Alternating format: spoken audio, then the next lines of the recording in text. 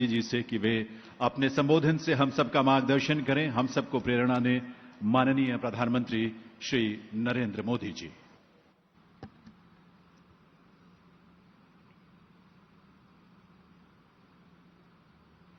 नमो बुद्धाय।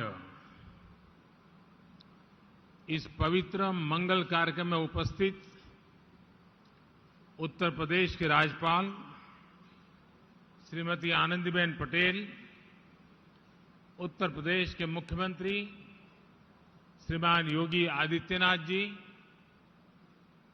Cabinet में मेरे सहयोगी श्री जी किशन रेड्डी जी, किरण रिजिजू जी, ज्योतिरादित्य सिंधिया जी, श्रीलंका से कुशीनगर पधारे श्रीलंका सरकार में कैबिनेट मंत्री श्रीमान नमल राजपक्षा जी, श्रीलंका से आए अति पूजनीय हमारे अन्य अतिथिगण, म्यांमार, वियतनाम, कंबोडिया, थाईलैंड, लाओ पीडीआर, भूटान और दक्षिण कोरिया के भारत में excellency ambassadors, Sri Lanka, Mongolia, Japan, Singapore, Nepal और अन्य देशों के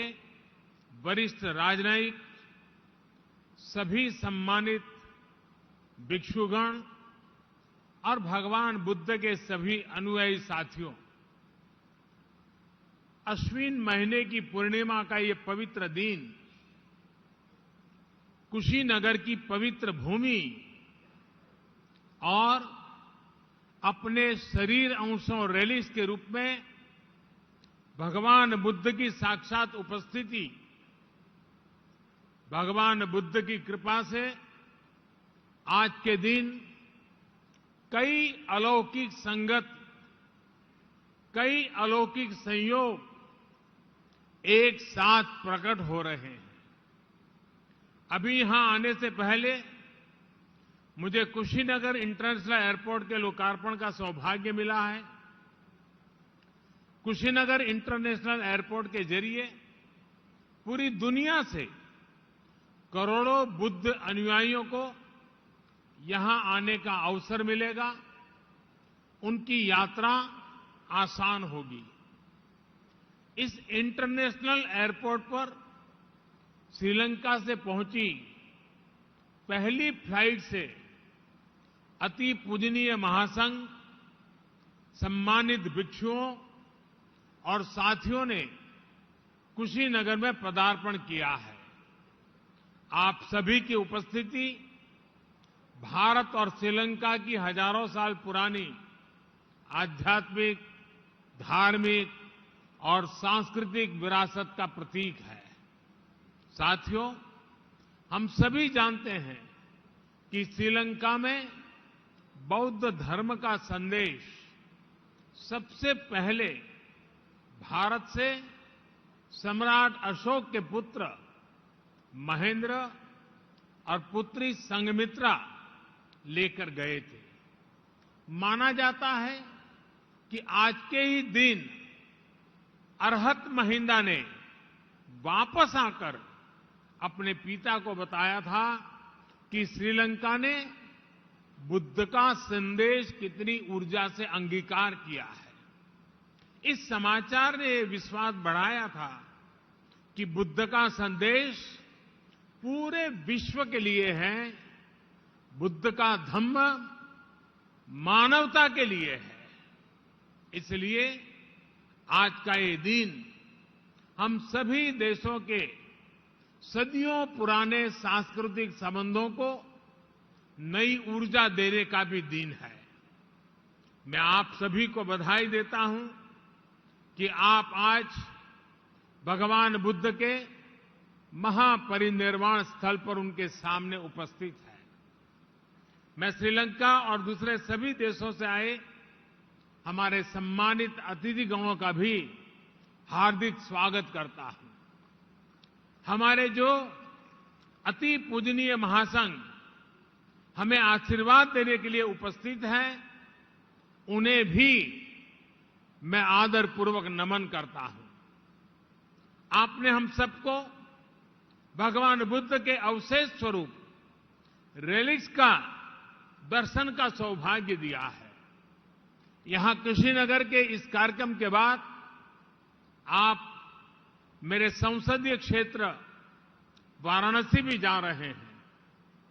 आपकी पवित्र चरण रज वहां भी पड़ेगी, वहां भी सौभाग्य लेकर आएगी। साथियों, मैं आज इंटरनेशनल बुद्धिस्ट कॉन्फेडरेशन के सभी सदस्यों को भी बधाई देता हूं। आप जिस तरह आधुनिक विश्व में भगवान बुद्ध के संदेश को विस्तार दे रहे हैं, वह वाकई बहुत सराहनीय है। आज इस अवसर पर मैं अपने पुराने सहयोगी श्री शक्ति सिन्हा जी को भी याद कर रहा हूं। इंटरनेशनल बुद्धिस्ट कॉन्फेडरेशन के डीजी इसके तौर पर कार्य कर रहे शक्ति सिन्हा जी का कुछ दिन पहले ही स्वर्गवास हुआ है। भगवान बुद्ध में उनकी आस्था, उनका समर्पण हम सब के लिए एक प्रेरणा है। साथियों, आप सभी जानते हैं, आज एक और महत्वपूर्ण अवसर है, भगवान बुद्ध के तुलसीता से वापस धरती पर आने का। इसलिए आश्विन पूर्णिमा को आज हमारे भिक्षुगण अपने 3 महीने का वर्षावास भी पूरा करते हैं। आज मुझे भी वर्षावास के उपरांत संघ भिक्षुओं को चीवर दान का सौभाग्य मिला है। भगवान बुद्ध का ये बोध अद्भुत है, जिसने ऐसी परंपराओं को जन्म दिया। बरसात के महीनों में हमारी प्रकृति, हमारे आसपास के पेड़ पौधे नया जीवन ले रहे होते हैं। जीव मात्र के प्रति अहिंसा का संकल्प और पौधों में भी परमात्मा देखने का भाव, बुद्ध का ये संदेश इतना जीवंत है कि आज भी हमारे भिक्षु उसे वैसे ही जी रहे हैं। जो साधक हमेशा क्रियाशील रहते हैं, सदैव गतिशील रहते हैं, वो इन 3 महीनों में ठहर जाते हैं, ताकि कहीं कोई अंकुरित होता हुआ कोई बीज कुचल न जाए, निखरती हुई प्रकृति में अवरोध न आ जाए। ये वर्षावास न केवल बाहर की प्रकृति को प्रस्फुटित करता है, बल्कि हमारे अंदर की प्रकृति को भी संशोधित करने का अवसर देता है। साथियों, धम्म का निर्देश है, यथापि रुचिरम पुप्खम मणमंतम सुगंधकम एवं सुभाषिता वाचा सफला होती कुब्बतो। अर्थात अच्छी वाणी और अच्छे विचारों का अगर उतनी ही निष्ठा से आचरण किया जाए तो उसका परिणाम वैसा ही होता है जैसा सुगंध के साथ फूल। क्योंकि बिना आचरण के अच्छी से अच्छी बात बिना सुगंध के फूल की तरह ही होती है। दुनिया में जहां जहां भी बुद्ध के विचारों को सही मायने में आत्मसात किया गया है, वहां कठिन से कठिन परिस्थितियों में भी प्रगति के रास्ते बने हैं। बुद्ध इसलिए ही वैश्विक है क्योंकि बुद्ध अपने भीतर से शुरुआत करने के लिए कहते हैं। भगवान बुद्ध का बुद्धत्व है सेंस ऑफ अल्टीमेट रिस्पॉन्सिबिलिटी।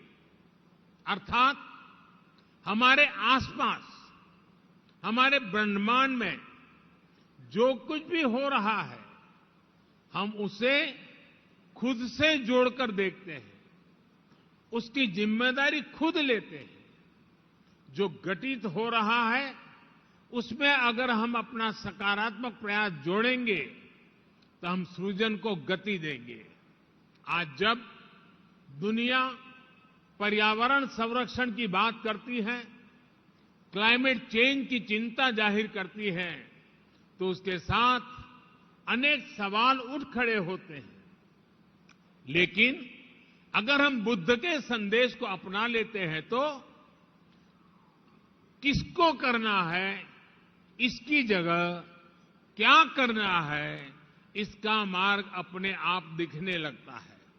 साथियों, हजारों साल पहले भगवान बुद्ध जब इस धरती पर थे तो आज जैसी व्यवस्थाएं नहीं थी, लेकिन फिर भी बुद्ध विश्व के करोड़ों करोड़ लोगों तक पहुंच गए, उनके अंतर्मन से जुड़ गए। मैंने अलग अलग देशों में बौद्ध धर्म से जुड़े मंदिरों, विहारों में ये साक्षात अनुभव किया है। मैंने देखा है कैंडी से क्योटो तक, हेनोई से हम्बनटोटा तक भगवान बुद्ध अपने विचारों के जरिए मठों, अवशेषों और संस्कृति के जरिए हर जगह है। ये मेरा सौभाग्य है कि मैं कैंडी में श्री डलाडा महिला गोवा वहां दर्शन करने पहुंचा था। सिंगापुर में उनके दंत अवशेष के मैंने दर्शन किए और क्योटो में किनकाकुजी जाने का अवसर भी मुझे मिला। इसी तरह साउथ ईस्ट कंट्रीज के भिक्षुओं का आशीर्वाद भी मुझे मिलता रहा है। अलग अलग देश, अलग अलग परिवेश, लेकिन मानवता की आत्मा में बसे बुद्ध सबको जोड़ रहे हैं। भारत ने भगवान बुद्ध की इस सीख को अपने विकास यात्रा का हिस्सा बनाया है, उसे अंगीकार किया है। हमने ज्ञान को, महान संदेशों को, महान आत्माओं के विचारों को बांधने में कभी भरोसा नहीं किया है। उसको बांध के रखना ये हमारी सोच नहीं है। हमने जो कुछ भी हमारा था उसे मानवता के लिए मम भाव से अर्पित किया है। इसलिए अहिंसा, दया, करुणा ऐसे मानवीय मूल्य आज भी उतनी ही सहजता से भारत के अंतर्मन में रचे बसे हैं। इसलिए बुद्ध आज भी भारत के संविधान की प्रेरणा है। बुद्ध का धम्म चक्र भारत के तिरंगे पर विराजमान होकर हमें गति दे रहा है। आज भी भारत की संसद में कोई जाता है तो इस मंत्र पर नजर जरूर पड़ती है, धर्म चक्र प्रवर्तनाय। साथियों, आमतौर पर ये भी धारणा रहती है कि बौद्ध धर्म का प्रभाव भारत में मुख्य रूप से पूरब में ही ज्यादा रहा। लेकिन इतिहास को बारीकी से देखें तो हम पाते हैं कि बुद्ध ने जितना पूरब को प्रभावित किया है उतना ही पश्चिम और दक्षिण पर भी उनका प्रभाव है। गुजरात का वडनगर, जो मेरा जन्म स्थान भी है, वो अतीत में बौद्ध धर्म से जुड़ा एक महत्वपूर्ण स्थान रहा है। अभी तक हम ह्वेनसांग के उद्धरणों के जरिए ही इस इतिहास को जानते थे, लेकिन अब तो वडनगर में पुरातात्विक मठ और स्तूप भी एक्सकेवेशन में मिल चुके हैं। गुजरात का ये अतीत इस बात का प्रमाण है कि बुद्ध दिशाओं और सीमाओं से परे थे। गुजरात की धरती पर जन्मे महात्मा गांधी तो बुद्ध के सत्य और अहिंसा के संदेशों के आधुनिक संवाहक रहे हैं। साथियों, आज भारत अपनी आजादी का अमृत महोत्सव मना रहा है। इस अमृत महोत्सव में हम अपने भविष्य के लिए, मानवता के भविष्य के लिए संकल्प ले रहे हैं। हमारे इन अमृत संकल्पों के केंद्र में भगवान बुद्ध का वो संदेश है जो कहता है, अपमादो अमत पदम, पमादो मच्चुनो पदम, अपमत्ता न मियंती, ये पमता यथा मता। यानी प्रमाद न करना अमृत पद है और प्रमाद ही मृत्यु है। इसलिए आज भारत नई ऊर्जा के साथ आगे बढ़ रहा है, पूरे विश्व को साथ लेकर आगे चल रहा है। भगवान बुद्ध ने कहा था, अपदीपो भव, यानी अपने दीपक स्वयं बनो। जब व्यक्ति स्वयं प्रकाशित होता है तभी वह संस्कार को भी प्रकाश देता है। यही भारत के लिए आत्मनिर्भर बनने की प्रेरणा है। यही वो प्रेरणा है जो हमें दुनिया के हर देश के प्रगति में सहभागी बनाने की ताकत देती है। अपने इसी विचार को आज भारत सबका साथ, सबका विकास, सबका विश्वास और सबका प्रयास के मंत्र के साथ आगे बढ़ रहा है। मुझे पूरा विश्वास है कि भगवान बुद्ध के इन विचारों पर चलते हुए हम सब एक साथ मिलकर मानवता के कल्याण का मार्ग प्रशस्त करेंगे। इसी कामना के साथ आप सभी का बहुत बहुत धन्यवाद। भवतु सर्व मंगलम। नमो बुद्धाय।